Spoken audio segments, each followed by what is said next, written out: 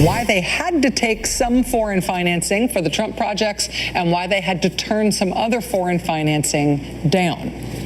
Quote, the ex-employee said in an interview that a competitor of the FL Group also contacted him to invest. When he took that offer to Felix Sater and the chairman of Sater's firm, they told him, he says, that they had to take FL's funds for deals they were doing with Trump because that investment firm was, quote, closer to Putin. Okay, so that was MSNBC's Rachel Maddow. She's still pushing theories of some kind of connection between President Trump and Russia during the campaign. This after former National Intelligence Director James Clapper has repeatedly said there's no collusion. I saw no direct evidence of political collusion between the campaign and the Trump campaign and the Russians. At the time I left, I did not see any smoking gun certitude evidence of collusion. We did not include any evidence in our report, and I say our, that's NSA, FBI, and CIA with my office, the Director of National Intelligence, that had anything that had any reflection of collusion between members of the Trump campaign and the Russians. And let's not forget, former FBI Director James Comey says there was no obstruction. Director Comey, did the president at any time ask you to stop the FBI investigation into Russian involvement in the 2016 U.S. elections? Not to my understanding, no. Did any individual working for this administration, including the Justice Department, ask you to stop the Russian investigation? No. Okay, and then as recently as yesterday, Obama Department of Homeland Security Chief Jay Johnson was saying there was no Russian influence. In 2016, the Russian government, at the direction of Vladimir Putin himself, orchestrated cyber attacks on our nation for the purpose of influencing our election. That is a fact, plain and simple. I know of no evidence that through cyber intrusions, votes were altered or suppressed in some way. Okay, so the parent company of MSNBC is Comcast. There's the stock.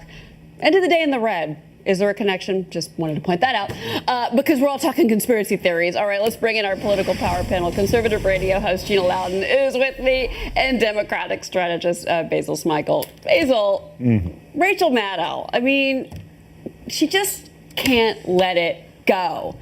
I mean, what was she even talking about last night? So there are a couple of really important points. I understand where nobody has drawn the line between Russia and collusion in the Trump administration and campaign. I understand the collusion issue, but we still haven't gotten influence off the table. And I think that's what Rachel Maddow is sort of talking about. But I will say this, if we cannot, as Democrats, connect the influence to actually how it impacts voters, then it's going to continue to fall on deaf ears. So that's really the connection we as Democrats need to make. But I still think there's a case that can be made for influence. For influence, but not collusion. Well, not for everyone has obstruction. said that there's no smoking gun here. Yeah, I mean, I just think that's, I'm just saying, like, I think that at this point, he's got enough enemies on both sides of the aisle, let's be honest, that if it was there, I think we would have heard about it. Like, I think people are ready to have this move on. It could still be. We just haven't gotten there yet. Well, but, she's not letting it go, and she's a TV person. Anyway,